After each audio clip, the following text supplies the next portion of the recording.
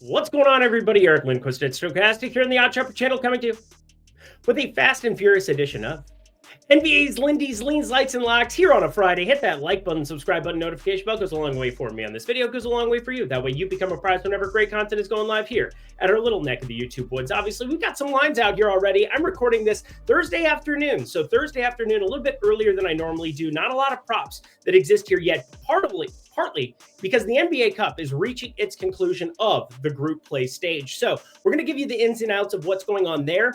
And it's going to be harder to set a lot of these prop numbers because I think starters, there are teams that you're going to have to elevate their minutes here and there. Want to see where the books, though, open some of these numbers so that we can try to react. I'll be reacting in tails. You can sign up for that. Other shoulder. Lindy 60 would be awesome to have you guys there. 60% off down at the link below. Would be awesome to see you guys there. Black Friday deal, 60% off of a week, which would be $20 into 8, or in a month, which would be 50 into 20. Look at that. I can do math, trimming things by 60%. Would love to see you there. But without further ado, producer Jacob, hello, hi.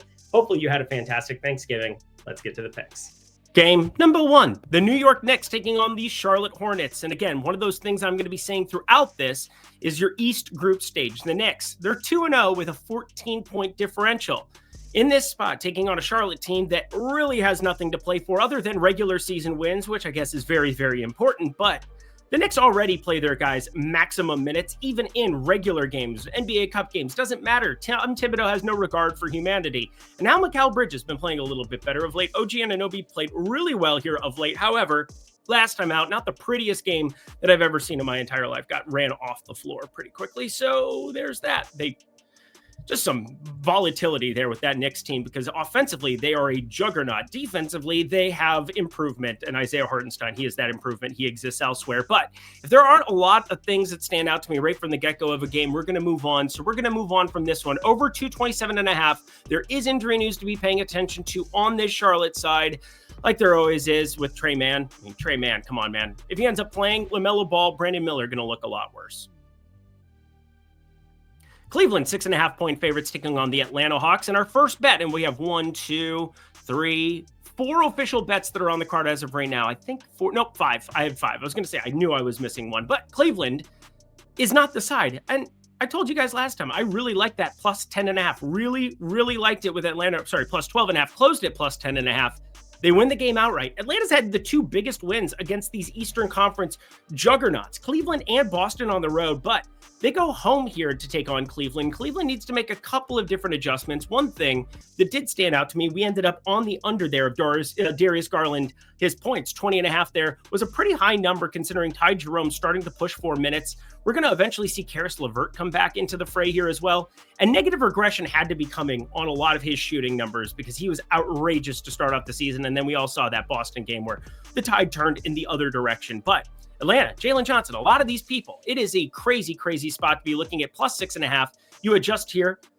Again, does home road matter with an Atlanta team that really is this volatile from the 3-point line? And again, I like a lot of the pieces with Dyson Daniels. He could be a really good piece for them going forward. Zachary Risache overall has been better and better throughout his rookie season. Jalen Johnson, been that dude. And Trae Young finding ways to be effective even when the shot isn't going down. These assist numbers are outrageous to start off his season. So Atlanta plus 6.5.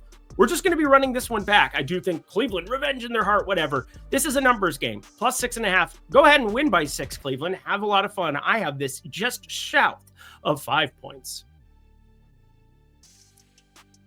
And I like a play here too. New Orleans taking on Memphis, plus 10 here on the New Orleans Pelicans side taking on Memphis. And you got to pay attention to the group stage here for this one purely because, well, Memphis, they are sitting at the doldrums, 0-2 in the NBA Cup, minus 17 differential.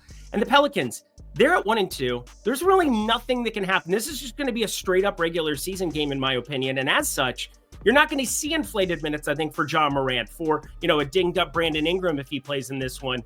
Trey Murphy dinged up as well. You're going to see regular, normal minutes. Again, it's an NBA game. They care about winning, but they're not going to see some of those minutes bumps other teams are. And as such, I think this number's a little bit inflated for my liking. 225.5. I've got it closer to 222. This is a nice nice little total. I think it's the only total that I have on the card here right now. These have been hot until, of course, the lock that fell apart on Wednesday. However, we are smashing in the lock department here. Victor Wembanyama, we really like you, but under 225.5. I think straight up with these teams, I want Trey Murphy to be in for defensive purposes. Brandon Ingram doesn't really matter to me. He would probably be a negative for this total. We've got ourselves Orlando and Brooklyn, and this is a game that, oh man, this is really tough to get a feel for what is going to take place here. 2-0 Magic team, 37-point differential, and we know the Knicks behind them, yeah, they're going to push for it. You do get the wild card spot, so again, point differential isn't everything, but you win the game if you're the Magic, and you get to move along. However, Brooklyn, they're starting to put together some decent wins themselves, but they're 1-2 in the group stage. I think this one gets played straight up. They're just depleted enough where I think you're kind of getting random minutes for guys no matter what. Cam Thomas already officially out for this one. Bojan is close to returning. We haven't seen him play yet for the Brooklyn Nets. Jalen Wilson questionable. Nicholas Claxton questionable. Really tough to do anything here until we get more news. So under 213.5, the best play as of right now, but lots of things can change in this one for sure. Oh, my Minnesota Timberwolves. Can't believe we have to do this, but here we are. Clippers, 4.5-point dogs taking on Minnesota, and I don't even want the points. I'm just willing to go in with a Clippers team that is starting to just play behind James Harden, play behind some of these other ancillary pieces, and win meaningful basketball games. I mean, they put their foot on the throat of a couple of teams recently, and I really like defensively what they're able to do on that side. I'm not sold that our Minnesota Timberwolves really are. My Minnesota Timberwolves really know what they're doing here at the moment. Naz Reid not playing for like a 7-8 minute stretch when he had it going in the third quarter was so tilting to me. It's unbelievable. They needed to go small. Sacramento forced them to go small and they still wouldn't do it. Rudy Gobert.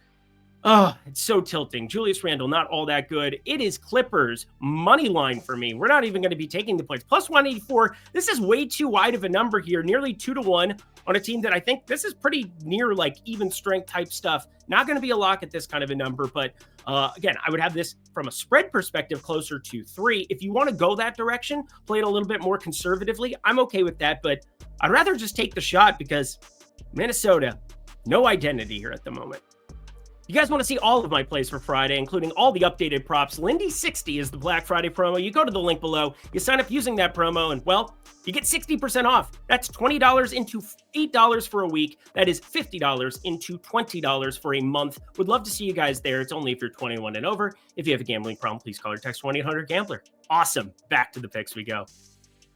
5 games. Hit that like button, subscribe button, notification bells. We talked Detroit and Indy, and I just want to bring up Tyrese Halliburton because, again, I want to give the prop people some stuff here. I mean, that's 90% of my cards on a day in, day out basis. I mean, I'm mainly looking there in the prop department because I think that kind of caters to everybody, no matter where you live, no matter what you're doing. So Detroit +7 taking on Indy.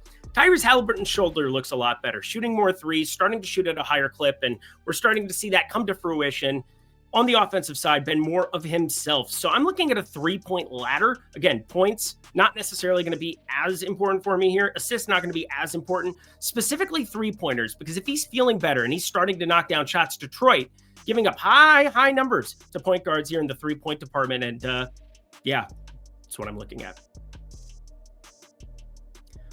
Toronto +7 taking on Miami here in this spot. And got to tell you, not a lot to be betting here in this one. Toronto overall just not all that good. You got Manuel quickly close to returning. Kelly Olynyk closer to returning. He's going to be back in a game or two. But Jimmy Butler questionable. Kevin Love questionable. Jimmy Butler matters huge. And I have no idea whether he plays in this game or not. Got to say, does Miami care about the NBA Cup? I don't think so. They can't jump past the Bucks or the Pistons. This is the one group play that is just basically done. So it's a straight up NBA game. Going to be a pass at this kind of a number because, again, I have no lean on the Jimmy Butler piece. And my favorite play of the day, the Boston Celtics taking on the Chicago Bulls. And it's funny how many times Boston's been locked on this program, but 2-1. 2-1 here on the spreads. Let's try to make that 3-1 here right out the get-go. That would make me happy because I'm going to be betting them every single time against a Chicago Bulls team on the other side. This is an East Group C that is wide open. 15-point differential here for Bulls, 14 for the Celtics. So Bulls win by 1. They are in. They win the group. But there is that wild card. And with the Knicks at 2-0, Magic 2-0, Bucks 3-0, Pistons 2-0. There's a lot of undefeated teams that you have to beat out in terms of point differential if you're the Celtics and you were to lose that one. So, I mean, this is going to be mega nuclear Celtics pushing it to the max if you had to guess. So, Boston minus 9.5 right out the get-go. My favorite play of the day. Don't think it's remotely close. Have this spread closer to 12. And when you start talking 12 and a half points, you're going to bet that every single time with the best team in the NBA, the defending NBA title, NBA champions, that is. I think they're going to add an NBA Cup to their resume here, starting in Chicago. OKC getting a point, taking on the Lakers. Huge news in this one. Jalen Williams ends up leaving the game with an eye poke. Got poked in the eye as Jonathan Kuminga goes up for a dunk.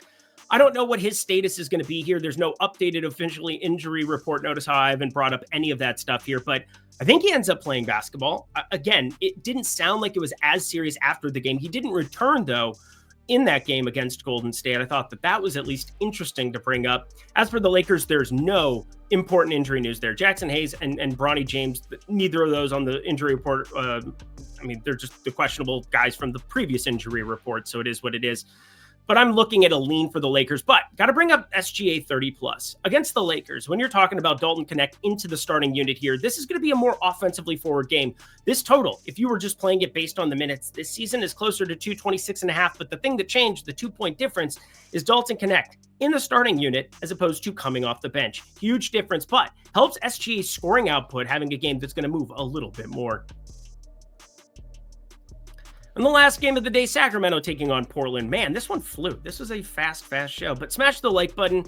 I like the Sacramento side of this one because Portland's down in the doldrums. Yes, Anthony Simons came back and played his first good game of the season, but Jeremy Grant questionable on the injury report. Shaedon Sharpe, and De'Aaron Fox, Keon Ellis. I think DeMar DeRozan does play here.